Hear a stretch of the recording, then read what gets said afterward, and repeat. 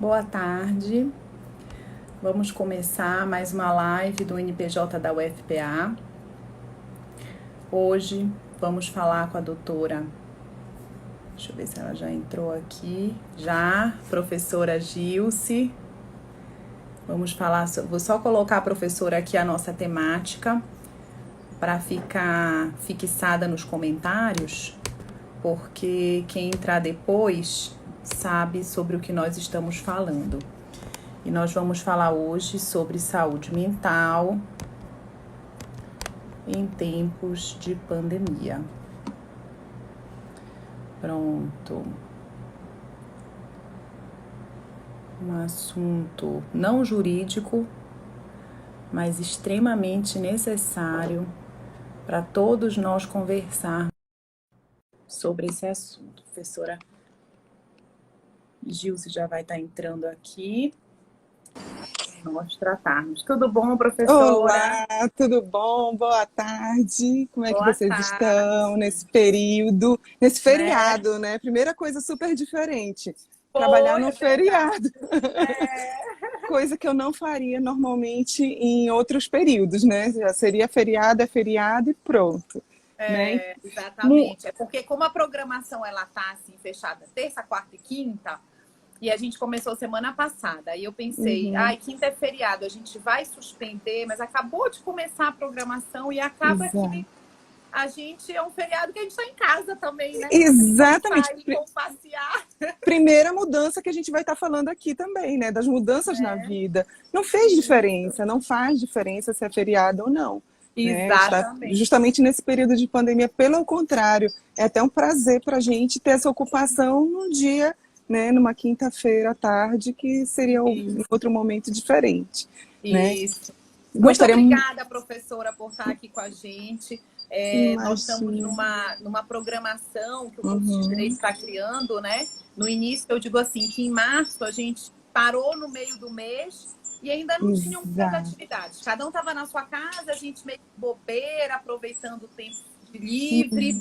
Abril começaram a vir as atividades e maio se estabeleceu que a gente está trabalhando muito. Exato. E aí tiveram as eleições na faculdade de Direito, no ICJ, né? E a nova gestão reuniu, assumiu o NPJ como coordenadora.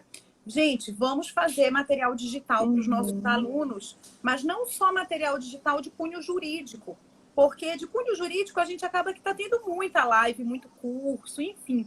Mas vamos também fazer material digital para pensar na saúde mental, na saúde física, né? Em assuntos gerais, para fazer um café cultural, enfim, para a gente ter uma conversa para relaxar, porque há uma preocupação da gestão com os alunos, com a cabeça dos alunos, né? A depressão, a ansiedade. Além de muitos estarem em casa, isolados mesmo, outros já perderam parentes, já perderam amigos, já tiveram a Covid, né?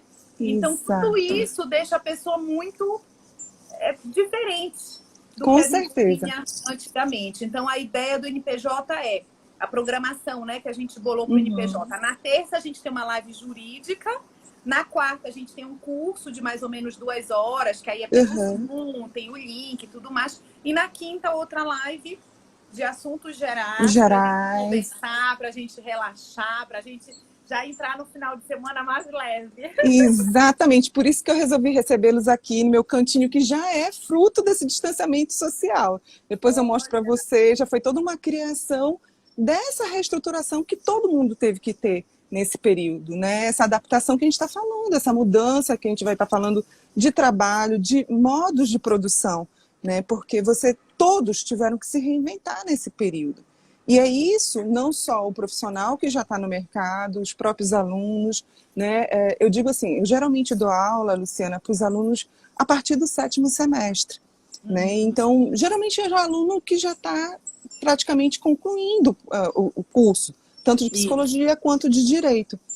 E esse ano, pela primeira vez, eu fiquei com uma turma de calouros, né? Então, assim, eu falava para eles, eu estou tão ansiosa quanto vocês pela expectativa que vocês vão estar vivenciando de uma transição do que é o ensino médio para a graduação, para a universidade.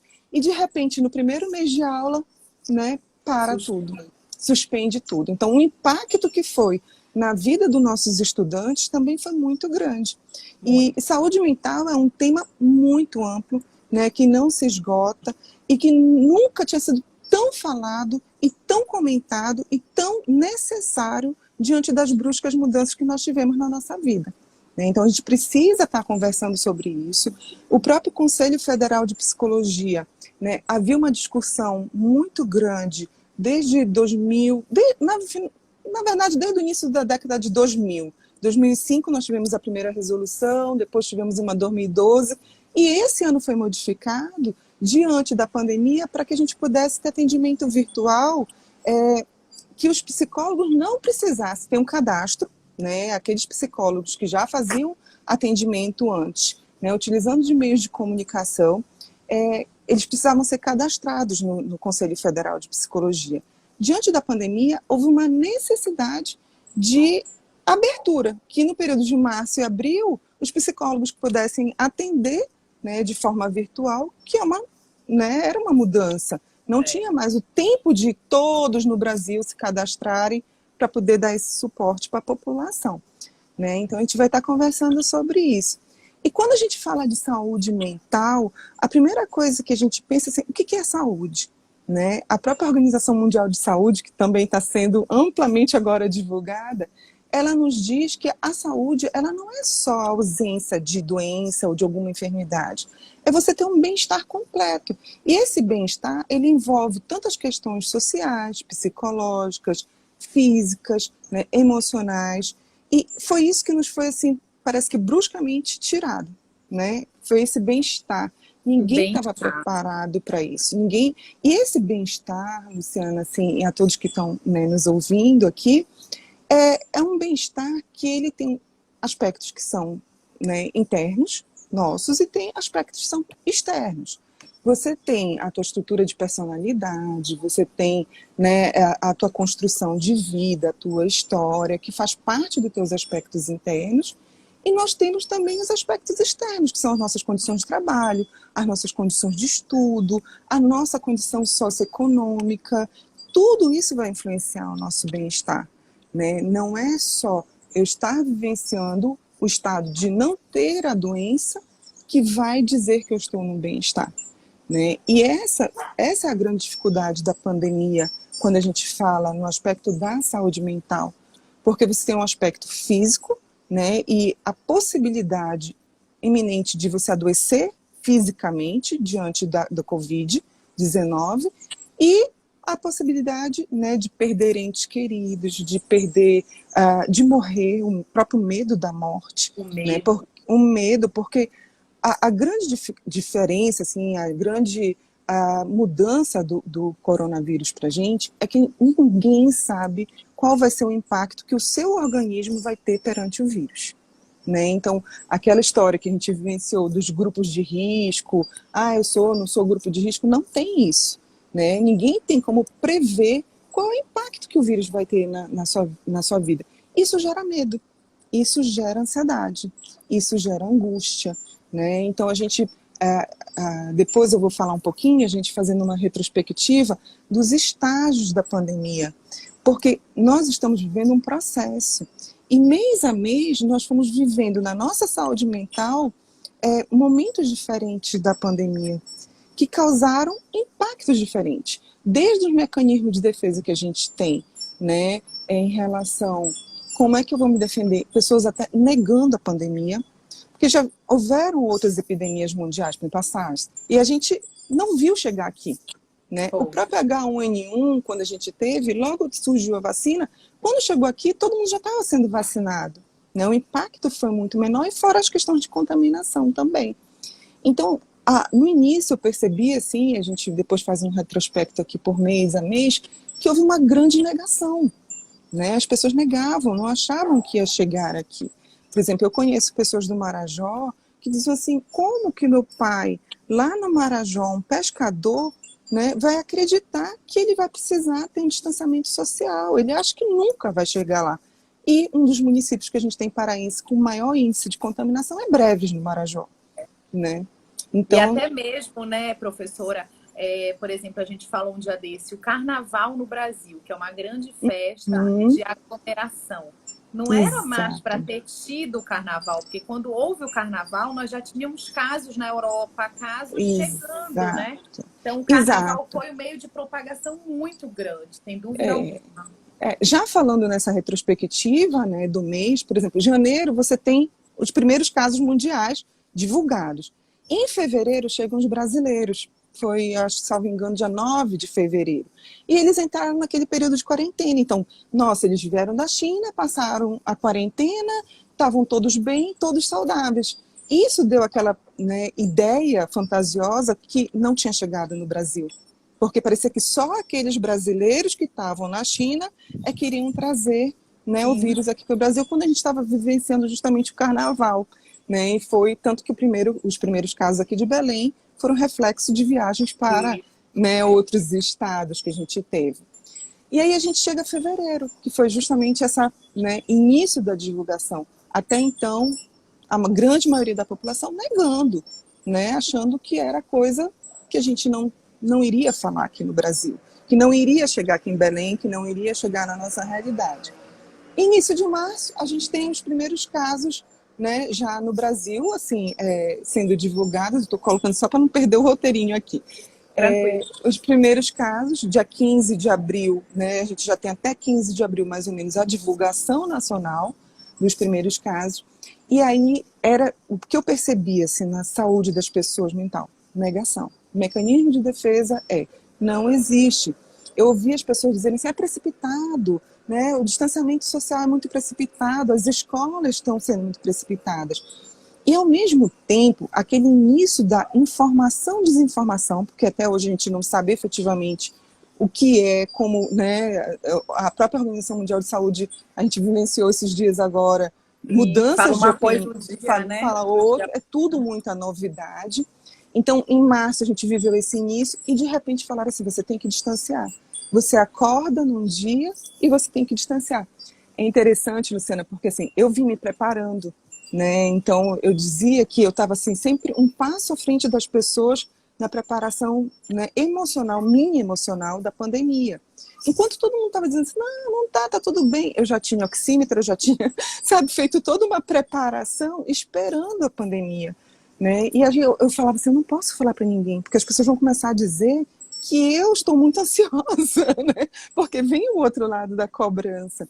E aí eu falava assim, vou ficar na minha, não vou. De repente, em abril, acho que mais ou menos, começou o boom. O pessoal desesperado atrás de oxímetro, né, termômetro, esgotando tudo, máscara, todos os lugares. Desde o início da pandemia, desde o primeiro dia do meu distanciamento, nós usamos máscaras aqui em casa. Né? Naquele momento que ainda diziam que não era para usar, eu já sabia que era para usar. Então, é toda uma organização emocional que você tem. Aí a gente chega em abril, né? Março ainda. Março, quando tiraram, a gente falou assim, vamos isolar. Foi aquele boom de informações. Você tem lives, você tem livros para ler, atividades para fazer com as crianças, mas ao mesmo tempo a tua rotina muda e você vai assumir uma série de outros papéis, né, na tua vida que antes talvez não fizesse tanta parte da tua vida diária, da tua rotina diária. Né? Você passa a ter as atividades domésticas, você tem, né, para quem tem filhos, as atividades de tutoria dos filhos, que foi uma mudança muito grande. Né? Eu vi assim, pais, eu tenho 2 filhos, pais de crianças que estavam, né, cobrando as crianças e cobrando os professores. Gente, foi novidade para todo mundo. Né? A cobrança ela foi muito grande no início de pessoas super produtivas. Nós vamos ter que ser super produtivos quando, na verdade, a gente não sabia como ser.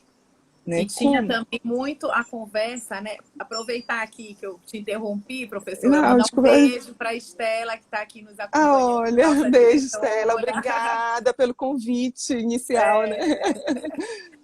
E ainda tinha também nesse período, né, professora, muitos que falavam assim, não fique preocupado de ficar em casa, porque tinha essa angústia. O que eu vou fazer dentro de casa? Vou surtar, porque não vai ter o que fazer. Exato. Aí tinham vários tutoriais do que fazer no período do isolamento. Exato. E eu te confesso que eu nunca tive esse problema, porque nunca faltou o que fazer na minha casa. Eu tenho 3 filhos Mandei minhas funcionárias todas para as suas casas para se proteger, então assumi os serviços domésticos. Então, até hoje, eu ainda não consegui ler um livro inteiro, que tanto Nem eu. aproveitar. Nem eu. Eu estou com uma série de arquivos de livros em PDF super interessantes. Não consegui, nem os livros que estavam atrasados, porque eu assumi também as atividades domésticas, tutoria, né? Tudo, e não só da minha casa, da casa das pessoas idosas que eu tenho na minha família, porque eu passei, né, a ficar responsável também por essas pessoas. Então, é aquilo que eu falei para você. Nós, seres humanos, temos uma necessidade de rotina, né? E nós temos a nossa rotina, de certa forma, organizada. Né? A minha rotina era intensa. Eu ia para a universidade, saía, pegava filho do colégio, voltava, almoçava, ia para a universidade, fazia minhas atividades, né, de lazer, de hobby que eu tenho, que eu gosto de dançar. Então, eu tinha toda uma rotina organizada. E, de repente, falaram assim, você não pode fazer mais nada disso, você vai ficar em casa, você vai ser tutora dos seus filhos. Né? Eu sou professora de nível superior, não de nível infantil. Né? Então, olha a mudança, assim. E aí, meu filho falava assim, mãe, que isso aqui de física? Meu Deus, física, química, eu não lembro, tem mais de 30 anos que eu estudei isso. Eu não lembro mais nada. E você passa a ter essa responsabilidade. Então, esse impacto da rotina, até as pessoas reorganizarem, né, se adaptarem e equilibrarem para a sua rotina, foi um período. Só que esse período de adaptação, mais ou menos de um mês, assim, que eu acho que as pessoas começaram a se organizar, foi quando a gente começou a ter efetivamente os casos já de impacto da Covid. Né? Em abril, mais ou menos, dia 18 de abril, a gente tinha em torno aqui no Pará 33 óbitos, né? E de abril para maio, nós tivemos um salto de 1.300 óbitos. Né? Então, aí você começa a efetivamente, quando a coisa começa a se organizar, a se dar conta que a pandemia chegou, que a pandemia é real, que você pode morrer, que você pode perder um ente querido, que você pode, né, ter um processo de adoecimento que você não sabe qual vai ser o impacto. Concretiza, né? Porque antes era um caso em São Paulo, uma morte no outro país. Concretiza perto, é aquilo que falavam, né? As mortes ganham nome. Aí você já conhece as pessoas que estão morrendo, aí já começa a ter outro questionamento mental, né? Exatamente. E além disso, a nossa cultura, nós temos todo um modelo ritualístico de vivência do nosso luto, que é muito importante para nós brasileiros aqui. Né? Quando a gente fala do luto, nós temos o velório, você tem ali o enterro, você tem todo um processo de elaboração, né, e de vivência desse luto que, no momento da pandemia, nós não estamos tendo. Missa de sétimo dia, né? Missa de sétimo dia, que são encontros sociais que confortam o nosso coração, que dão suporte emocional para esse momento, né, que você perde alguém. Então, em abril, a gente começou a vivenciar esse outro momento, que foi um momento de aprender a lidar com o medo e com o luto. E, obviamente, isso começa a ter um impacto muito grande na saúde psicológica das pessoas. Por quê? Aqueles casos de ansiedade, né, de próprio medo, né, eles começam a ficar muito mais evidentes. E o próprio distanciamento social faz com que você também não tenha esse suporte, né, de você ter o teu colega da tua faculdade para conversar, para, né, falar das angústias, teus colegas de trabalho, tua família. Quantas e quantas famílias começaram a sofrer, principalmente aquelas famílias que se isolaram por conta dos idosos, falam assim, eu não vejo minha mãe, meu pai há 1 mês, 2 meses, né? E aí as pessoas começam a sofrer por conta desse distanciamento. Né? Então a gente tem essa vivência em maio, mais ou menos. Agora a gente está vivendo um outro momento do processo. Uma parte da população já, né, já se curou do Covid, e aí a gente começa a ter a reabertura. E aí começa a gerar um outro processo de sofrimento. Porque com a reabertura, quando eu começo a me adaptar a essa nova rotina, a essas mudanças, a gente começa a ter esse processo de abertura, de retornar às atividades. Se eu já tive, né, já tenho meu IgG lá positivo no meu exame, eu fico mais tranquilo. E se eu não tive? Né? Eu obrigatoriamente vou ter que voltar a trabalhar, vou ter que voltar, e ao mesmo tempo parece que as pessoas estão negando, voltando para o início da negação, porque o que a gente está vendo é a população indo para a rua, normalmente como se nada tivesse acontecendo.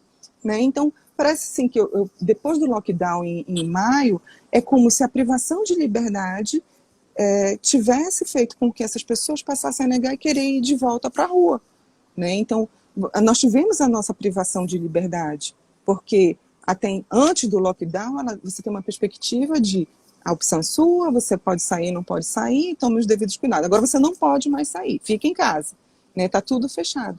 E aí você vê as pessoas indo para shopping agora, voltando para a vida que é normal, né? Tá todo mundo...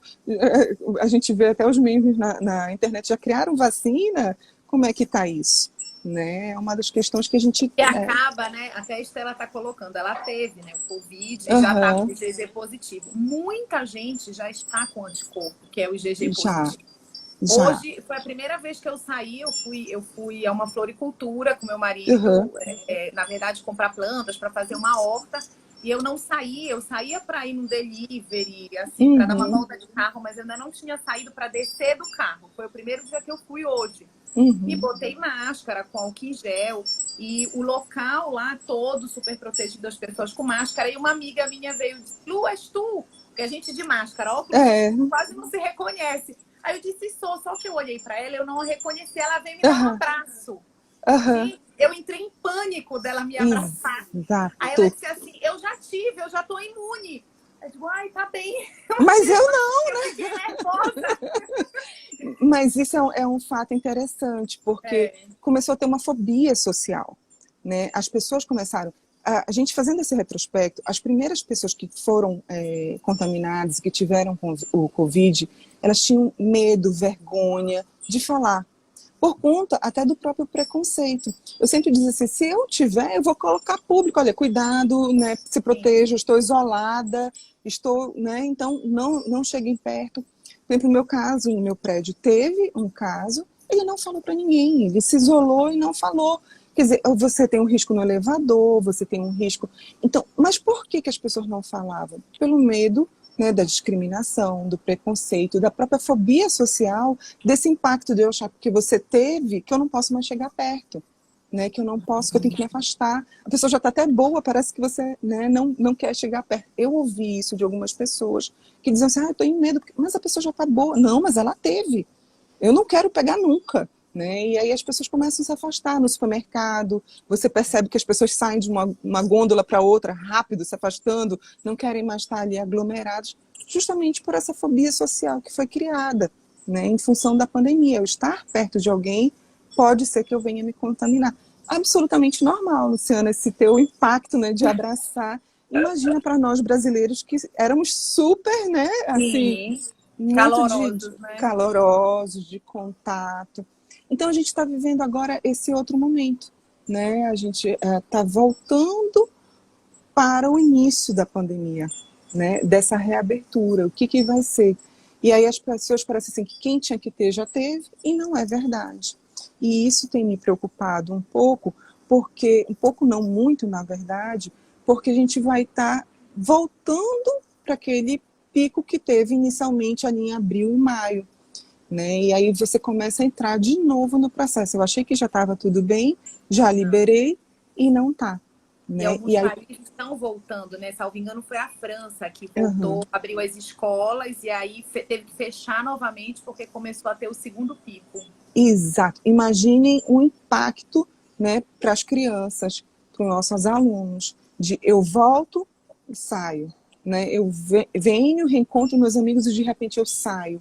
Porque é aquela coisa, o distanciamento social, nós não tivemos tempo de nem dizer tchau, gente, eu volto amanhã. Né? Por exemplo, a escola dos meus filhos, eu acho que eles fecharam mais ou menos dia 18 ou 19 de março. Meus filhos pararam de ir na semana, assim, uns dias antes. Eu falei, não vão mais, né? Fiquem em casa porque os casos vão chegar.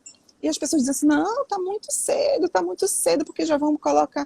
Então, as crianças acordaram um dia e falaram assim, você não vai mais para a escola, e a gente não sabe quando você volta. A mesma coisa na universidade. Né? E aí a discussão na universidade era inicialmente, pelo menos no meu curso, e agora a gente passa para a plataforma EAD, mas e numa universidade que é pública, né, diversa, como que eu vou obrigar, né, os meus alunos terem aula em EAD se você não tem um suporte técnico. Da internet, né? Da internet, de equipamento. Se dissesse, não, você tem um laboratório aberto, onde aqueles alunos que não têm acesso, eles vão poder ir à universidade, a gente não tem. Né? Então, não pode ter. A verdade, a gente não tem, não. A gente tem, mas não podia ter, né? Não pode ter nesse momento.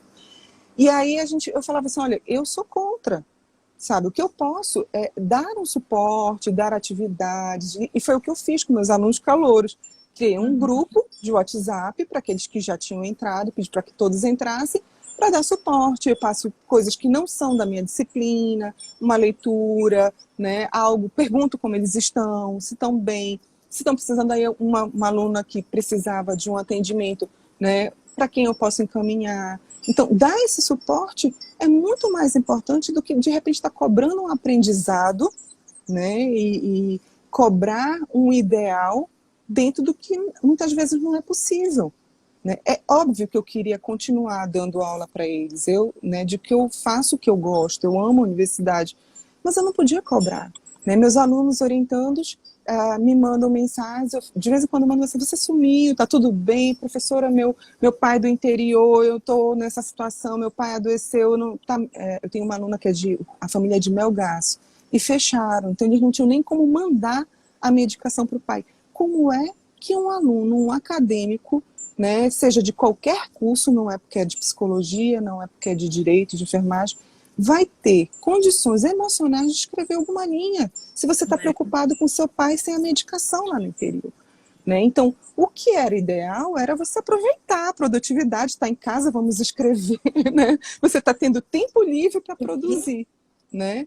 E não acontece. O que é possível é você se manter minimamente estabilizado para poder dar o suporte para sua família, que nesse momento está precisando por uma questão de saúde, não é questão de, né, muitas vezes financeira, que é um problema também que vem um impacto, porque o bem-estar, como a gente estava falando nisso, ele envolve também esse aspecto financeiro.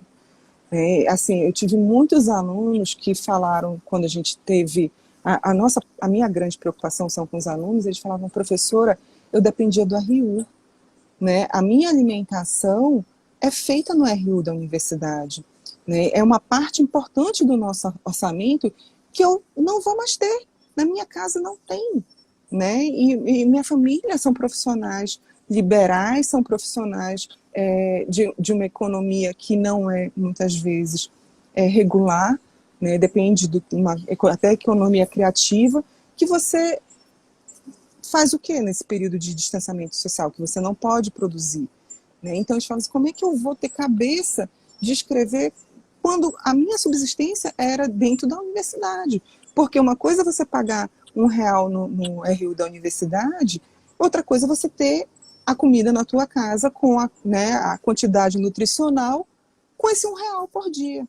Né? Então, os nossos alunos tiveram esse impacto muito grande, que é a falta do suporte da organização. Da organização como um todo. Não é só a educação, né? Não é só o tripé, ensino, pesquisa, né? Extensão, aprendizagem. Você tem um suporte organizacional para esses alunos. Né? Você tem um suporte. Isso foi uma preocupação muito grande da universidade. Né? Tanto que até coloquei nesse Insta que eu criei, alguns caminhos de suporte que a universidade criou, porque a gente tem dentro da universidade a própria clínica de psicologia, nós estamos com alguns voluntários, só que a demanda é muito grande. Né? Infelizmente, a nossa demanda é muito grande e algumas pessoas não estão conseguindo atendimento, né, nesse período devido à quantidade de pessoas mesmo. E a Estela está dando até um exemplo aqui, professora, que ela tem uma aluna de Minas que não consegue escrever o TCC, porque os pais estavam doentes. Então, quem realmente, né, vai conseguir? Até os alunos mais velhos, que de repente estão tendo que cuidar dos filhos, porque os filhos não estão em aula, estão tendo que cuidar dos serviços domésticos, também é muito difícil. Para a gente é muito difícil também, né, continuar com a rotina do trabalho e com tudo que a gente está fazendo. Então, é complicado. Exatamente. Estão te perguntando aqui qual é o Instagram de suporte. É o teu? Tá, não é o Instagram. Eu coloquei lá, são telefones da universidade. Eu coloquei no meu Instagram e depois eu posso te repassar para você colocar no do ICJ. Eu vou publiquei fazer lá no Instagram. Então, Lili está perguntando. Eu vou colocar no nosso Instagram aqui do NPJ. Depois eu coloquei me manda, eu coloco. Os dois da universidade, que são das redes de hospitais, né, da universidade, que a gente tem, o da clínica de psicologia, e eu coloquei lá qual é a rede de atenção do SUS, que a gente tem também, de atendimento, né, quais são os CAPs que nós temos aqui em Belém. Está lá no meu Insta, mas depois eu passo para que a gente coloque aí no Instagram do ICJ, porque é uma forma de suporte, né, uma forma que está difícil nesse momento, o atendimento, né, por conta da demanda. Os próprios profissionais que estão atendendo, também foi uma reinvenção, foi aquilo que eu falei já anteriormente. Os psicólogos não atendiam virtualmente, eram poucos que a gente tinha no contexto do cadastro nacional que já estavam fazendo esse tipo de atendimento. E de repente, por uma própria necessidade sua, também pessoal, enquanto profissional, de continuar dando assistência e, né, ter esse distanciamento, passaram a atender. Então, a demanda ficou muito grande. Tá? Então, quem precisar, a gente só tem que ter esse cuidado de espera, que às vezes nem é tão necessário. Não é necessário, mas que às vezes a nossa necessidade emocional precisaria de uma urgência. A gente tem uns plantões, que a gente depois pode falar sobre isso, que é o plantão psicológico, que ele não é um acompanhamento psicológico, psicoterapêutico, mas para aquele estado de emergência realmente. Tá? E lá no próprio link tem lá, eu vou botar para você. Tá bom? E aí a gente tem voltando ao que a gente estava falando, dessa reestruturação da rotina. O que causou no nosso bem-estar essa pandemia? O que eu tenho percebido, assim, principalmente de quadro? Quais são os principais... a nossa saúde, o nosso bem-estar, ele tem riscos. Tem situações que modificam o nosso bem-estar, nosso equilíbrio emocional. O primeiro deles é uma mudança muito brusca, que foi o que aconteceu com todos. Né? Então, se você muda, por exemplo, porque eu falei da preocupação com meus alunos calouros? Porque é uma mudança brusca você sair do ensino médio para o ensino superior, né? Uma mudança de um estado, uma mudança de uma casa, um casamento, né? Então, quem já casou sabe que o primeiro ano é um ano de adaptação, são pessoas que se juntam de culturas e formações e história de vidas que se amam e de repente não dá certo. Né? Quantos e quantos casais, eu conheço casais que efetivamente se separaram agora na pandemia. Por quê? Porque tem muita notícia disso, né, professora? Muita notícia, né? Porque você passa a conviver diariamente, né? E começam as cobranças. Então, assim, um dos impactos que a gente tem foi essa mudança brusca. Você encontra o seu parceiro, a sua família, e não é só o marido, a esposa, a tua família como um todo, teus filhos, você encontra eles durante algumas horas do dia, outras você dorme, e aí você passa a conviver diariamente. E aí você passa a observar, né, você passa a observar coisas no outro no dia a dia. Olha, a Estela acabou aqui de colocar aumento de violência doméstica. Exatamente. Não só da violência física, como psicológica. Né? Você tem um aumento desse tipo de violência por conta das cobranças, por conta, né, desse nível de ansiedade. A ansiedade, ela pode gerar comportamentos que são, muitas vezes, que a gente chama de compulsivos, né? Mas que são, vamos colocar em um termo mais leigo, exagerados. Então, eu passo a estar dentro de casa e, de repente, passar a cobrar a minha família, meu parceiro, meus filhos, de limpeza, de organização da casa, né, de estruturação, de você ter que estudar, você ter que produzir. E essa cobrança, muitas vezes, começam a gerar as violências que são tanto físicas quanto psicológicas. Né, no momento que a gente já vem sofrendo esse momento de desgaste emocional muito grande. E isso é bem complicado nas relações familiares.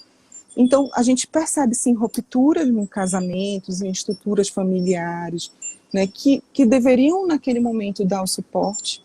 E ainda mais, imagine, eu nem ia tocar nesse assunto, mas já que foi tocado em relação à violência, nos casos das crianças que sofrem abuso, né, sexual infantil, que estão confinadas. Então, elas tinham a escola como um lugar de refúgio, muitas vezes, que elas não podem mais ter. Imagine o impacto para essas crianças. Né? E fora as questões econômicas dentro desse lar. também que viram uma bola, né, ali de neve para o impacto para essas crianças. Então a gente tem consequências disso.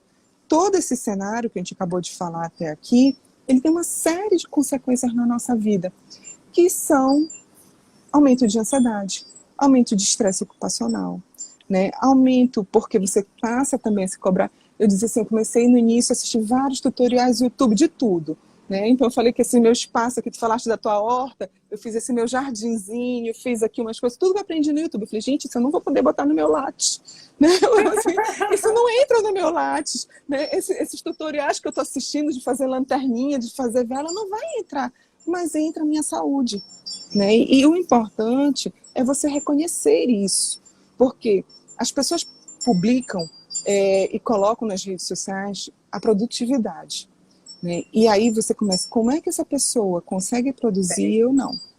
Né? O que eu tenho diferente? Gente, está todo mundo no mesmo barco, né? Todo mundo está passando pelas mesmas dificuldades. O que diferencia é a capacidade da pessoa buscar equilibrar ou organizar essa sua nova rotina. Isso é o diferencial, né? Isso vai da estrutura da personalidade da pessoa, que ela pode aprender a reestruturar essa sua vida e buscar esse equilíbrio.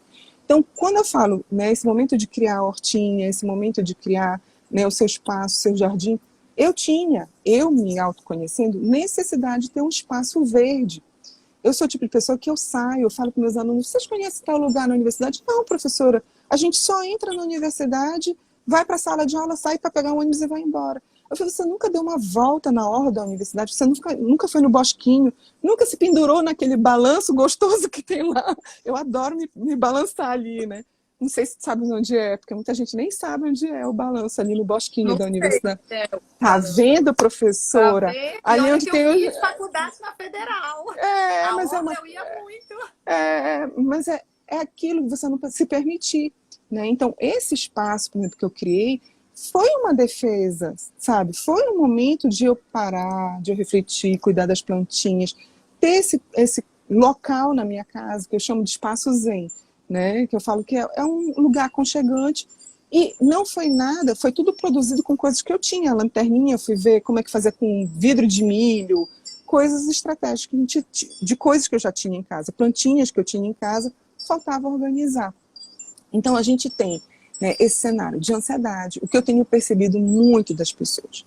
Aumento de nível de ansiedade. Em que isso reflete? Dependendo do caso de cada pessoa, às vezes a pessoa tem taquicardia, né, aceleração do coração, né, taquicardia, sudorese, você tem, algumas pessoas, tensão muscular, né, você tem insônia, aumento da qualidade ou diminuição da qualidade do sono, na verdade, mais diminuição.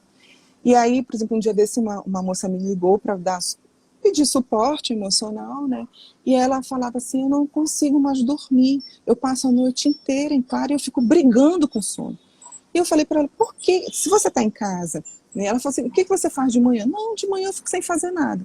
Por que você está se cobrando que você tem que dormir de madrugada? O que você gosta de fazer? Eu gosto de cozinhar doce. Por que você não cozinha de madrugada? Quem disse que o teu organismo tem que dormir de madrugada? É biológico? É. Mas nesse momento você tem que respeitar o teu ritmo, né? Você não necessariamente precisa... Olha, a Estela está dizendo tomar sol todos os dias, rego minhas plantas. Tá vendo só? Se reestruturar, né? E eu falo assim para ela, vai cozinha, no outro dia você dorme, né? Dorme de manhã, sabe? Você tem que ir se autoconhecendo. Outra mudança assim, que eu tenho percebido muito é na questão da alimentação, né? As pessoas têm tido alteração de humor, têm tido alteração na alimentação, do sono. Isso tudo são sintomas, né, de que algo não está regulado na sua vida, que algo não está bem estruturado. E aí vem a grande dificuldade. O que eu posso fazer? Né? O que eu posso fazer?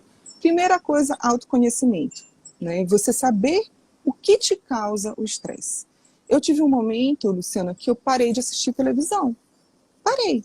Não assistia mais jornal, não assistia mais nada.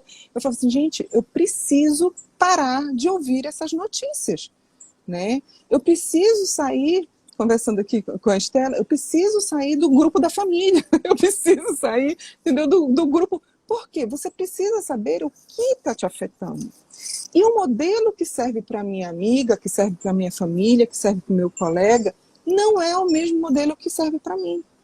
Por exemplo, as lives de artistas, né? Todo mundo... Eu tenho uma grande amiga que se veste, se produz, ela mora sozinha, né? E ela se produz, ela se maquia, ela põe roupa, ela compra uma bebida e ela assiste o live. Isso não funciona para mim, para Gilce. Não adianta dizer que para minha saúde, para minha qualidade de vida, para minha a estruturação, eu vou assistir uma live de um artista que isso vai me fazer bem para o meu bem-estar. Não vai, né? Então, o que funciona para uma pessoa, muitas vezes não funciona para outra pessoa. Então, a primeira coisa é autoconhecimento. É eu começar a perceber o que para mim funciona, porque o modelo não é para todo mundo, né? E foi isso que criaram no início. No início da pandemia, eles criaram esse modelo de você vai ficar em casa, você vai ser super produtivo, você vai assistir todas as séries, você vai assistir, né, ler todos os livros, você vai conseguir fazer tudo. Não é, cada pessoa tem a sua estruturação. E essa preparação da rotina, você tem que dividir a tua rotina em quê? Como é o teu trabalho? O home office, ele foi compulsório. Nós não estávamos preparados para isso, né? Os professores, de modo geral, tanto da universidade quanto... Eu nem digo da universidade, até um pouco mais do que do ensino fundamental e do ensino médio. Como que você vai dar aula para uma criança de ensino infantil, gente, em EAD, online, né? Nós não estávamos, e o que eu percebi assim, no início foi uma cobrança muito grande desses professores, no sentido de, né, você tem que dar conta, a escola tem que dar ensino. Eu falei, gente, eu só quero que meus filhos fiquem vivos. Né? Eu falei um dia desses isso. Eu disse para os meus dois, eles começaram, mãe, talvez não volte em agosto, não volte em setembro. Eu disse, gente, vou falar uma coisa, se vocês perderem um ano, mas estiverem com saúde, vivos, não tem problema, sabe? É um ano a mais que vocês vão entrar na faculdade, Exato. não tem problema nenhum. Depois a gente recupera, sabe? Depois a gente corre atrás, né? A gente não pode achar, né, professora, que tudo isso está acontecendo e nada vai mudar na nossa vida. Exato. Vamos ter perdas, sim, vamos ter, em todos os aspectos, até no âmbito jurídico, quando a gente fala de contratos, enfim, tem que ter perda, não dá para ninguém ter perda, mas vamos ter as perdas menos ruins e olhá-las com um bom viés do que ficar sofrendo. Não, eu não posso ter perda de nada, eu não posso ter mudança de nada, já teve, não tem jeito mais. Todo mundo teve perdas emocionais, econômicas, sociais, em todos os aspectos da nossa vida que constituem o nosso bem-estar, né? Então, o importante agora é a gente tentar, né, se manter até o fim dessa epidemia sem entrar numa crise de ansiedade onde a gente precisa entrar com a medicação. Porque também tem aumentado muito o número de casos que as pessoas precisam entrar com a intervenção já com a medicação. Dado o grau de ansiedade que você chega nesse nível, o grau de o medo, né, que vai gerando todos esses problemas que passam a ser problemas psicossomáticos. Né? Você ter uma taquicardia, você pode ter uma arritmia cardíaca em função desses aspectos psicológicos. E isso é um grande risco, né, em função do medo. Quando você entra numa crise, muitas vezes você não consegue controlar, né, os seus aspectos físicos, fisiológicos, de sudorese, por conta do medo, que é um aspecto, né, psicológico. Então, assim, essa reestruturação que é a grande dificuldade. Eu tenho que estruturar a minha vida, né, e criar bloquinhos que são, como eu vou estruturar a minha organização da minha vida? Meu trabalho, né, a minha vida pessoal, né, meu passatempo, eu preciso ter meu passatempo, as minhas questões religiosas, como é que eu estou assistindo, dependendo da minha religião, o meu culto religioso, a minha missa, né, o meu evento religioso, o meu encontro. Eu preciso organizar como é que eu estou dando atenção para a minha família, né, para os meus amigos. Tudo isso precisa ser organizado nessa nova rotina para que a gente possa tentar entrar nesse novo equilíbrio do distanciamento social. Né? Então, essa é a grande dificuldade. E agora, quando a gente começa a criar essa rotina, abre tudo e a gente volta, e aí começa todo o medo de novo. Né? A gente repete todo o ciclo. Você percebe que eu estou sempre falando em ciclo. Né? A gente vai e volta para o início do que a gente não sabia como era. A gente não sabe como é que vai ser daqui para frente. A gente não sabe quando a gente vai voltar. A perda, ela foi real. né? Ela foi real. Todos nós, hoje, com o número de casos que a gente teve aqui no Pará, todo mundo conhece alguém que perdeu um ente querido, quando não fomos nós mesmos, né? Eu tive uma perda de uma amiga de infância, assim, que eu ainda estou elaborando o luto, meu luto, né? Porque justamente aquilo que a gente já conversou, não teve um ritual de despedida, né? Então, hoje todo mundo já conhece alguém que teve uma perda de um ente, de um parente, de um amigo, perdas financeiras, né? Eu estava falando eu tenho uma sala que é alugada para um escritório de advocacia. Eu tive que renegociar. Essa é a realidade. Né? O advogado falou assim, olha, eu nunca pensei que eu ia passar por isso, mas meus clientes não estão pagando. Ou entregou a sala, ou a gente renegocia. Né? A gente vai ter que renegociar o aluguel. Não, esse momento todo mundo tem que se ajudar. Você perde, é aquela história da mediação, não é o ganhar ou perder. Né? É justamente ganhar e ganhar. A gente precisa ter essa lógica que nesse momento todo mundo precisa se ajudar, né? Dentro da sua possibilidade. Foi o que eu falei para ele, eu também não posso dispensar, porque também faz parte do meu orçamento, né? Mas vamos ver como a gente chega num nível de equilíbrio do que é possível para você, né? E o que também é possível para mim. E assim a gente fez a nossa negociação, perda financeira, né? Isso teve um impacto, obviamente, né? E aí, por exemplo, falando dessas questões da perda financeira, eu sei que é difícil, né, para quem tem um trabalho informal, que ficou sem nenhuma renda. Eu conheço muita gente que ficou com zero de renda. Zero, literalmente. E que não teve nenhum suporte, né, econômico do governo. Enfim, nem vamos falar nesses aspectos da política. E a pessoa ficou zero, ao ponto de ter um dia que falava assim, eu não tenho o que comer. Como você fala de bem-estar? Como você fala de saúde mental, de qualidade de vida? Né? Como você vai falar para essa pessoa que ela não tem o que comer? Né? Então, como as pessoas estão se ajudando? Ela simplesmente não podia abrir o negócio dela. Né? E acabou o negócio pequeno, que todo dia ela tinha, era informal, todo dia ela tinha aquela renda sabe, o prato do almoço para ter o prato da janta. E aí você faz o quê? Né? Como é que você vai se manter equilibrado nessa situação com seus filhos com fome, com a sua família com fome?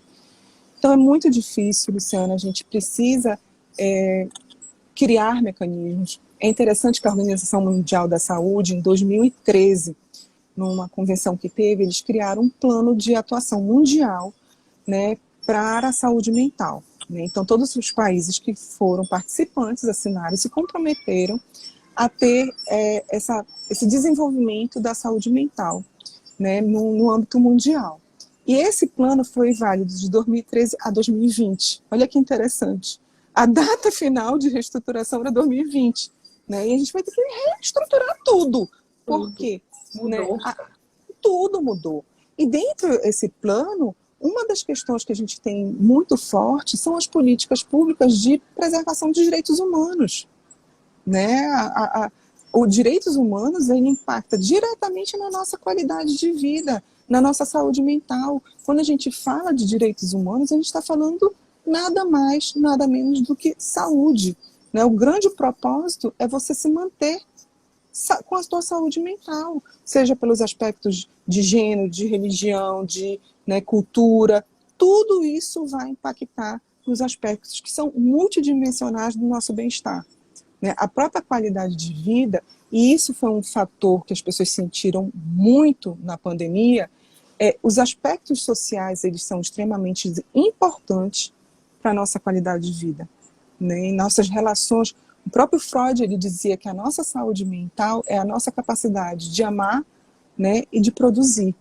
Por quê? Que é pelo amor, né, que eu me relaciono com as pessoas, não é um amor romântico, mas nem um amor...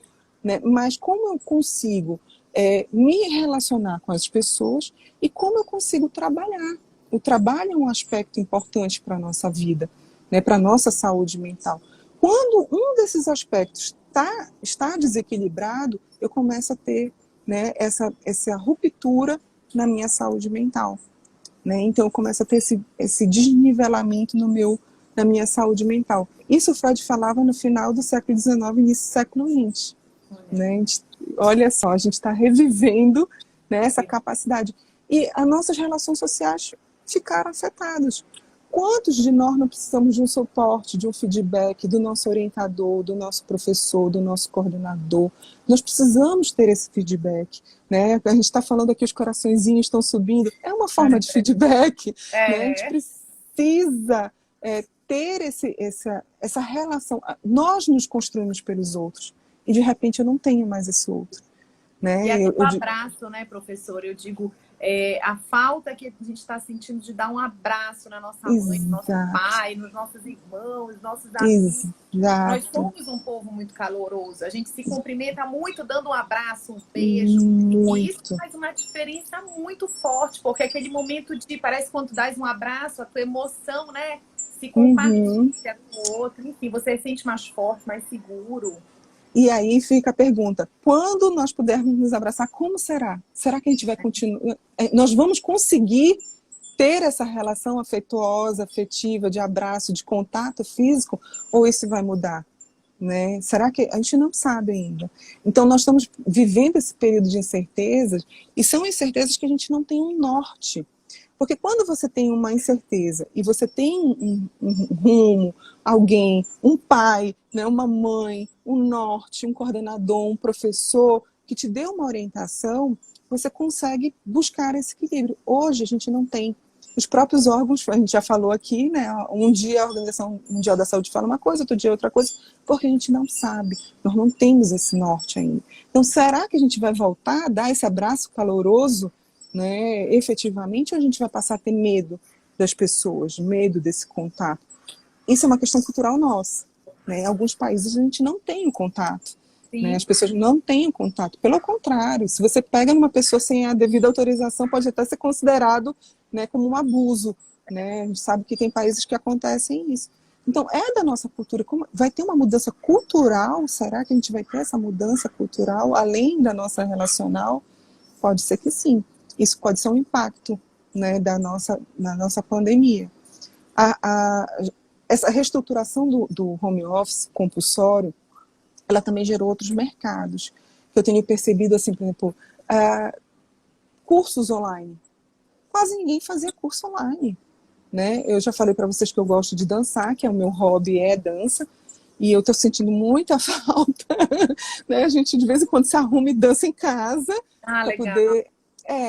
Mas, por exemplo, assim, eu continuo fazendo vários estilos de dança, e isso faz parte da minha rotina, fora do afastamento social, do distanciamento, e eu estou tendo aula de dança virtual, né? Eu nunca imaginei, porque eu fui aquela pessoa que desde quando eu tinha as fitas de VHS, eu nunca consegui fazer ginástica, nada, olhando o vídeo, né? Nada, eu não consigo. Então, como que você tem novos mercados, você tem uma reabertura, todos aqueles que conseguiram manter a sua atividade profissional, laboral, de aprendizado, tiveram que se reinventar, tiveram que reaprender a lidar com isso, com as tecnologias, tiveram que reaprender. Agora, Luciana, assim, eu falo, para algumas gerações isso foi mais fácil. Imaginem, né, o nosso aluno já de mais idade, que teve, né, uma outra... Porque eu tenho alunos muito mais velhos que eu. Né? Aquilo que a gente falou, a universidade ela é muito diversificada. Né? E de repente você tem muitas pessoas que fazem direito já uma graduação, então tem muita gente. À noite, de repente você... Olha, Luciana agora é a rainha das lives. Olha só, às vezes quando eu vejo, eu consigo ler um comentário aqui. Porque isso também é um aprendizado. Você falar, né, pensar, olha quanta estruturação. O home office, você precisa ter uma concentração muito grande. Porque eu estou falando contigo, eu estou pensando sobre o que eu estou falando, eu estou lendo o que a Estela acabou de falar aqui, né? Estou comentando, e você tem um outro lado que é a tua casa, a tua estrutura da tua casa. Né? Pensar onde eu vou fazer, avisar meus filhos para não entrarem, não interromperem, né? Avisar. Então, você precisa. Algumas pessoas, nessa estruturação do home office, do trabalho em casa, vem como um lado, existem vários estudos sobre isso, como um lado positivo do home office, porque ao mesmo tempo você começa, né, em casa, ter, de repente, um olhar pelo teu filho, pela tua família que você não tinha antes, e poder estar mais nessa convivência familiar, e por outro lado, né, a falta de o desempenho não é igual como era antes. Uma coisa é quando eu vou para a universidade, eu sento com o meu aluno na minha sala e eu oriento, e outra coisa é quando eu estou orientando na minha casa, ou você cria aquele ambiente propício para o home office, né? Ou é difícil, porque teus filhos vão interromper, tua família vai interromper, a tua mãe, né? E outras situações, como eu já tive uma aluna, uma orientanda de TCC, que na casa dela não tinha forro, né? E ela tinha conseguido um computador, ela precisava terminar o TCC dela, e a mãe dela ficava segurando a sombrinha, Luciana, para não chover em cima do computador para ela poder terminar, né? Então, o que acontecia? Ela não podia, a universidade tem um laboratório, mas ela não podia estar lá no laboratório, né? Então, a mãe segurando para ela poder terminar o TCC, por quê? Porque era o espaço que ela tinha. Olha só a situação, a reinvenção que a gente teve que ter na nossa vida do trabalho em casa. Isso ela fazendo com um computador emprestado. Brincando aqui, a Estela e a Luísa, que é a nossa aluna, né? Que eu vou virar a Luísa depois. Mas realmente, eu antes da pandemia, eu nunca tinha feito live, nem sabia como funcionava. E aí a gente precisou, eu estou coordenando também a ESA da UAB, e a ESA, a missão da ESA é conhecimento, é curso para advocacia. A gente parado presencialmente, como é que a gente ia continuar atendendo o nosso público? E no momento de tanta novidade jurídica, né? Vamos começar a fazer as lives. E aí eu comecei a fazer as lives, mas confesso que no início foi muito bom, porque era aquele momento que eu parava a minha rotina doméstica, e estudava, e fazia, e via as pessoas, enfim. Hoje, como já está com muita rotina de outros trabalhos, já estou me sentindo bem sobrecarregada. Olha só. Agora não tem jeito, agora tem que ir até o fim. Mas assim... Professora, faltam 2 minutinhos. 2 minutinhos, Oh, meu Deus. E um tema que nos é tão pesado, né? Porque falar de saúde nesse momento é tão difícil e é tão amplo, né? A gente tem aí realmente... A gente está falando de sofrimento. E foi aquilo que eu sempre te falei. Dá uma frase, assim, uma fechada final dessa nossa conversa de hoje, professora. Qual seria a dica, assim, para a gente ter em mente, se espelhar, enfim, para refletir? Por exemplo, a Estela falou que começou a plantar, molhar as plantas. Eu comecei a fazer meditação à noite, 10 horas da noite, um tutorial, uma live de meditação de um amigo. Aí eu acompanho, vou para uma cadeira que eu tenho na minha casa de massagem, deixo as crianças já meio que preparadas para dormir, e tranco lá, sabe? Apago a luz e ouço e faço a meditação. Foi uma novidade que eu inventei para ver se eu me equilibro. Eu diria que é não se cobrar, né? Nesse momento, se você puder, na hora que estiver te dando desespero, deixa o tempo passar, né? Não se cobrar numa produtividade, num desempenho.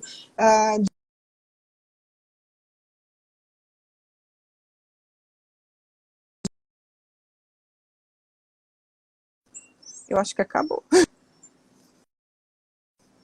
Travou. Voltou. Eu não sei como não encerrou, porque já fechou aqui 17 horas e não começou a contagem. Daqui a pouco ele encerra a gente falando, mas finaliza aí. Começou um pouquinho. Mas é isso, seria a frase, deixa o tempo passar, não se cobre demais nesse momento, tá bom? Muito obrigado pelo convite, Estela, né, a você, Luciana, que a gente possa estar sempre, né, falando. Eu criei esse Instagram para ficar aqui, para quem precisar, para ter o endereço, para ter o link para poder ter o contato da universidade para atendimento, né? Eu não estou fazendo atendimento lá porque a minha área é outra, não é a clínica lá dentro da universidade, mas quem quiser o suporte, ajuda, a gente está aqui disponível, né, para ajudar nossos alunos, nossos colegas, os profissionais da universidade, que é o lugar que eu amo estar, que eu estou morrendo de saudade. É verdade. Morrendo de saudade dos alunos, de tudo, da nossa rotina, todos estamos sentindo isso. Né? Sim. Eu que agradeço, professora. Imagina, muito obrigada. Estou à disposição. Em nome do curso de Direito, do NPJ, em nome de todo mundo aqui que está te assistindo, a live vai ficar salva no IGTV, alguém perguntou aqui, que aí quem não pôde assistir ou assistiu pelo meio, assiste ela todinha para dar uma relaxada e para aprender a lição. Não se cobre. Exato. Leve, olha, né? Só, vou mostrar para vocês o meu cantinho. Olha que tá vendo? lindo. Isso tudo foi o que eu fiz. Não vai entrar no meu Lattes, mas foi meu aprendizado do distanciamento.